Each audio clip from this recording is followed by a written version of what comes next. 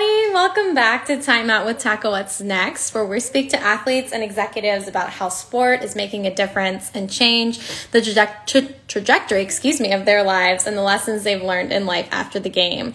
I'm your host, Danielle Berman. I am the founder and CEO of Tackle What's Next, where we help athletes create impact outside of the game and find their purpose in life after sports. Thanks for taking a time out with us here at Tackle What's Next. We're happy to be back on another Wednesday evening. Thane Marcus Ringler is our guest tonight. I'm really excited to have him here. He is a former professional golfer turned speaker, writer, and development coach. He grew up playing golf. He spent 4 years as a golfer at the Masters University before playing golf at the professional level for about 5 years. In the latter part of his pro golfing career, he suffered a muscle strain and it was really a blessing in disguise, as he puts it. So really helped him gain some insights and diversify his interests, realizing he could be stronger influence on people outside of golf than he could be as a golfer. So now, and to help others live and work better, and he's passionate about speaking to the journey, and he's striving to empower this generation to take ownership of their lives and never settle for less than they're capable of. Thane is also the host of the Up and Comers Show, which is a podcast all about the process of becoming and living with intentionality, and he shares stories from others inspiring up and comers along the way. So Thane's here. I'm going to bring him on screen, and we're going to get started.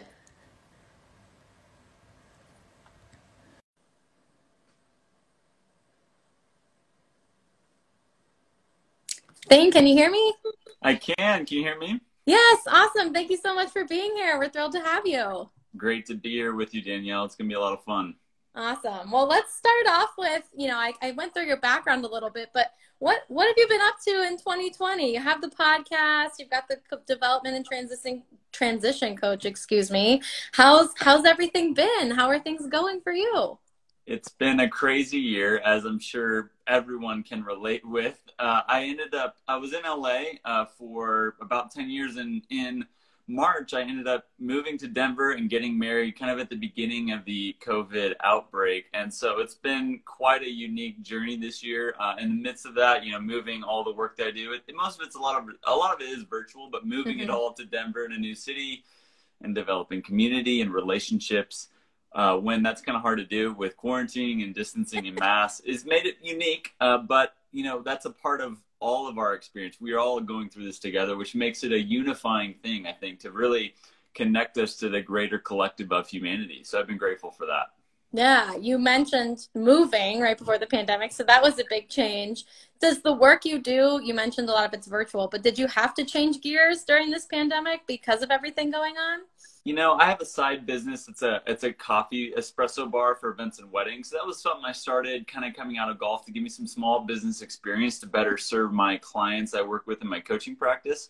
So that is one thing that has taken a hit in the sense that there's no events or weddings going on. So that's been kind of in storage shut down, which has actually been a blessing in that it's freed me up to really focus in on the development coaching practice I run and getting more conversations started with more individuals saying, this is what I do, and this is why I think it'd be helpful for you. And so I got to sign one of my newest clients last week, which is a really cool step forward. And in the midst of that, I've been building 2 online courses that are going to be able to provide people with a lot more of the value that I provide at a lower price point, just being able to reach more people with my limited time. And so I'm really grateful for the opportunity in the space to be able to develop those that I think maybe I wouldn't have had if it weren't for the pandemic that we've experienced. Yeah, that's such a good point. I feel like there's a lot of blessings in disguise here with this. You get more time or you get this new opportunity to do stuff virtually that maybe you had before. So that's awesome too that, your side business, may not be active right now, but you're able to take that time and devote it to what else you have going on, which is really great to talk about diversifying everything that you do and having multiple opportunities to make money and bring in revenue here. So now let's go back a bit. I want to talk about your sports experience and how you got into sports. If you can remember your first sports experience, what that was and what led you to pursue golf throughout your career. Definitely. I love sports. I think there's such a great avenue for us to learn life principles and lessons about being a good human. As kids, a lot of times we are very averse to adults or parents or people telling us what life is all about and how to live it. Yeah. As kids, we don't want to hear that. But if it's in the context of a sport in which we really love and enjoy playing, then we want to hear that. And so I think sports are amazing for development, especially as when we're growing up. And for me, I loved all sports. I love competing. I love being outside. And a lot of it stems from my dad. He was a really good athlete. And he played basketball, tennis, and both in college, along with golf on the side for fun. He's a good golfer too. So he got me in sports at a young age. And I naturally kind of gravitated toward golf in the sense that I had some natural ability there and some skill that was already there. And then we lived about a mile from one of the best courses in the country, Prairie Dunes Country Club, in the middle of nowhere, Kansas. And so that was a really sweet place. And as I grew older, I really started honing in on golf because as a kid, I was so competitive. I hated losing so much that I would do anything to win. Like I'd practice shuffling cards for a week so I could be the best card shuffler at school. It was just kind of neurotic, you know?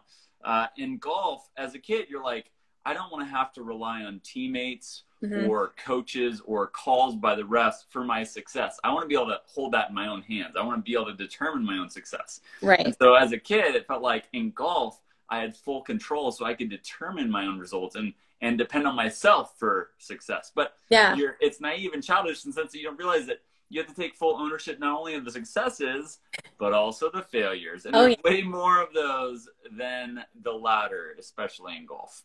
Yeah, I think that's a really great example. And I think golf is a great way to look at it is, you know, the successes are really great and you should remember those, but you probably have failed a lot more times and there's a lot more great learning there. And you talked about sort of some of the things you've learned from golf and from sports. What would you say, you know, you're still using in your life today? And like, what impact did being an athlete make on who you are and why you've chosen this path?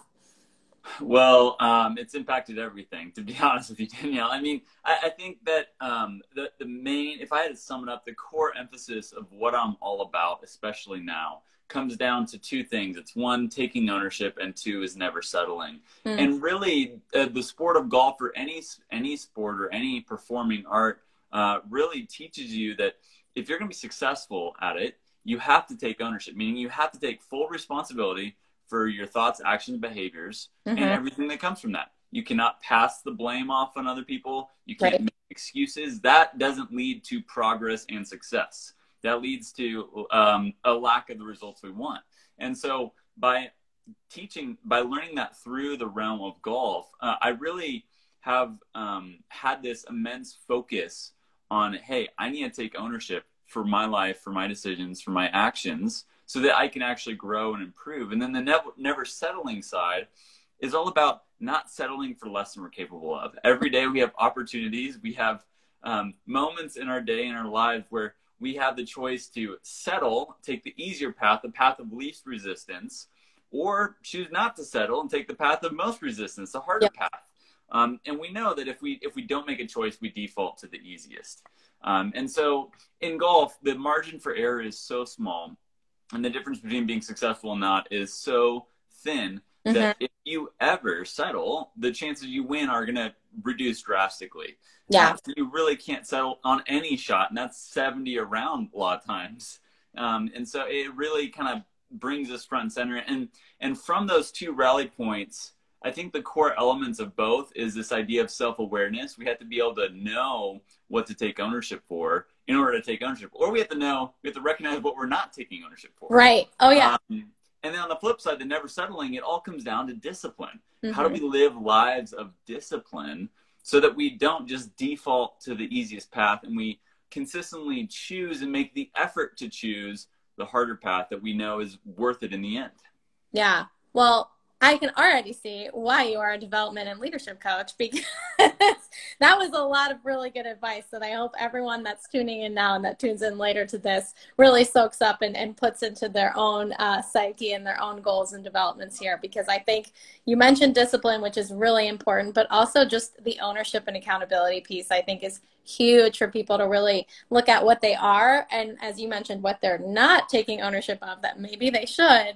And so I want to know, like, what motivated you to go that path, to start coaching, to create the podcast, to talk about inspiring others and getting them to their best selves? How did that come to be from golf? Totally.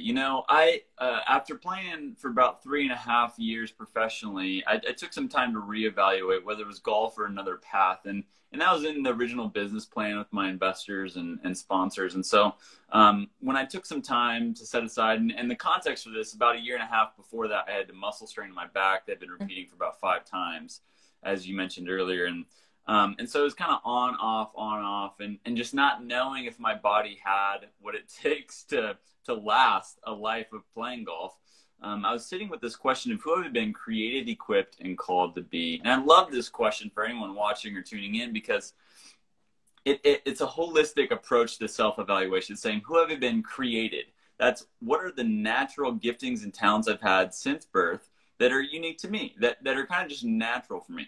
Equipped is what have the life experiences given me up to this point that is that has unique experience and value that I can then bring to others. Yep. And then called is that fire, that passion, that motivation, that desire within you that won't die, that just keeps going. And when you bring these three elements together, you get this past, present, and future holistic view of who am I and what is my identity and what do I feel called to do. And as I sat with that, I felt like I'd be more effective outside the world of golf than within it. I was a hyper competitor, but I wasn't a golf fanatic or nerd. I didn't like eat, sleep, drink golf. I love the sport, but Right. It wasn't my everything, And so I thought with the skills and the mindsets and the habits and the systems I developed for myself over those times, I thought, I think those can be really valuable to people in their lives and in their businesses. And so I had a brother-in-law at the time who was an executive coach, and so I knew a little bit about the space from him. And I just asked a handful of friends, say, hey, one was a teacher, one was a freelance photographer, one was in finance and business, and just a wide range of people, and saying, hey, look, I've got this thing that I want to do. I think it'd be helpful. Will you let me walk alongside you and try it out? And so after proving the concept for about 5 months with these people, I turned it into a business. And honestly, Danielle, I don't have it figured out. I don't have a perfect, roadmap to success, but as entrepreneurs or in any journey, right, we figure out the 9th step by taking the first 8 steps to get there, not by just knowing the 9th step at the beginning. And so I think it's really important for any of us transitioning from one realm to another, especially from athletics into a profession. We have to just be confident in that first step and take it by faith, knowing that the 10th step will reveal itself down the road. We don't have to have it all figured out right now. I love that. And I think it's so true. Entrepreneur, getting a job, going into a career, whatever it is, like there is no roadmap. It doesn't exist. If someone finds it, I guess let me know.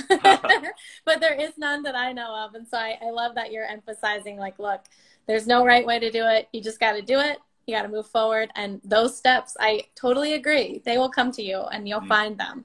And I think that's a really great transition to my next question for you is, what would you tell athletes today preparing for their transition? Did you do something that you thought really helped you? Is there something you wish you would have done? But what piece of advice would you give athletes talking about what's next for me?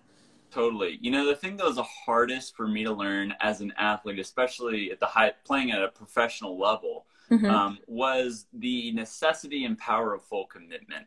And I think this is something that you instinctively know, but it's really hard to lean into, especially knowing how difficult it is to succeed at those levels. A lot of times we say, I'm fully committed and all in, right? There's no plan B, but there may be a plan 8.5, right? That if this doesn't work, then this. Yeah. And that 90%, that 10% margin of like, plan 8.5 holds you back from your best performance in that. And that definitely was true for me in golf. It took me about a year playing professionally before I finally was like, okay, I'm all in. I'm all in internally. And it's scary because the fear that always plagues us is this fear of failure, this fear of saying, if I pursue this all out and I go all out down this road, it may end up in a dead end. And I'll have to go all the way back to the beginning again. And what the reality is that's not true. Even if it does end in a dead end or it ends in a quote unquote failure, which my career in golf often it can be seen as a failure because I didn't accomplish my goal of reaching the PGA Tour. And so that was a quote unquote failure, but it wasn't this scary thing of like, oh, now you're at a dead end, you have to go to the beginning. And I got to take a few steps back, pivot, pick a new path, and move forward with all the experience I gained up to that point. And if you don't commit fully to that endeavor, the experience won't be as great that you have to take forward with you on what's next. So by that power of full commitment, by saying there's no plan B, I'm all in on this. And when the time comes that this doesn't work out, if that happens, which I'm not planning on it in any way, I think it will happen, right? But whenever that pivot comes, I'll be fully prepared for that by the power of my full commitment experience at that point. And then that will be fueling me into the next path. Yeah. And I think it's true too, like you mentioned, when inevitably eventually you fail at whatever part of it is, right? Hopefully you don't ever fail, but you will never learn. So you're going to fail eventually at some portion, right? But I love that you said when you fail or you hit that wall, you don't just go back to the beginning and start from scratch. Like you start from all the experience you've gathered trying to get to that first wall, you know? And I think that's a great thing to realize is like, you're not starting with no experience or no skills. Like you've built this up through the effort and all of the things you've been doing to get to that first wall that you hit. So I love that. Thank you for sharing that. And I know we only have a couple questions left, but this one's one of my favorite questions. And you mentioned this when you were looking at what's next for you, and you talked about calling, and you really talked about really creating impact in the lives of others around you. How can athletes that maybe aren't sure what they want to do next or who know what they want to do next, how can they make impact in their own lives and really feel empowered to change the lives of other people? You know, I think one of the biggest parts of that, Danielle, is this idea of identity. I think as athletes, we grow up associating our identity with what we do instead of who we are. We start confusing those things where because I play golf, my identity becomes a golfer, right? And I'm a golfer. That's who I am. And we have to disassociate what we do from who we are in our identity so that we can have freedom from that and know that, hey, look, just because I've done this my whole life doesn't mean that's who I am. That doesn't ultimately define me. I'm a human being, and there's way more things than just what I do that define who I am. And by that realization, that disassociation of our identity from what we do, then we can see ourselves as a versatile human of saying, hey, these skills, they're going to work great in this lane or in this field or in this environment. And we get to start looking at the raw toolkit that we actually have from those experiences.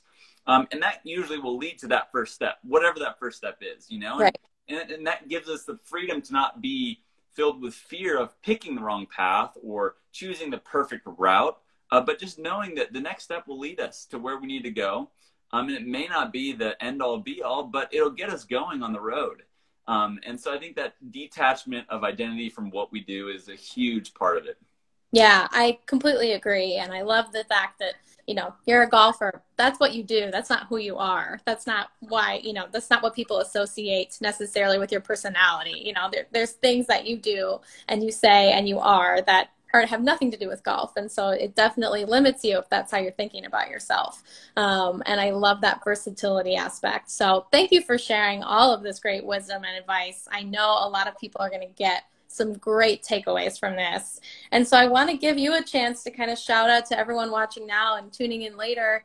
Where can they engage with you? Where can they check out the Up and Comers show and kind of what's coming up for you in the next, you know, couple months of 2020 and into 2021? Yeah, well, thanks, Danielle. This has been fun just having a combo with you. And yeah, I'd love for people to connect on my website. ThaneMarcus.com is kind of the headquarters for all I do. And then socials is at Thane Marcus on most channels. Yeah, I would love to hear from people. I have 2 online courses, like I mentioned, coming out in November. I'm really excited about those. And they are going to be on growing self-awareness and then on developing discipline, 2 really fundamental parts of living a good life. And so it's a simplified process. They're both 8-week courses. And for anyone listening or watching, I love giving people an incentive to move forward on those. And so there's a discount code, just podcast, and that'll get you $50 off either course. And so I'd love for you guys to take advantage of that and join me in that journey and that mission of taking ownership and never settling. Awesome. Well, that is a great offer. Thanks for being so generous to our network that's tuning in. And thank you for being here. Thanks for taking the time out with us. And again, to all of you tuning in, go follow Thane at Thane Marcus. Check out his website. We'll make sure to put that in all of the notes here. And again, thank you for being here with us. Thane, thank you for everything. And we will really look forward to keeping in touch and checking out some of these courses that are dropping here soon. So thanks again for being here. Thanks, Danielle. It's been awesome. Looking All forward right. to it. Yeah, absolutely. We'll see you guys next week for another episode of Timeout.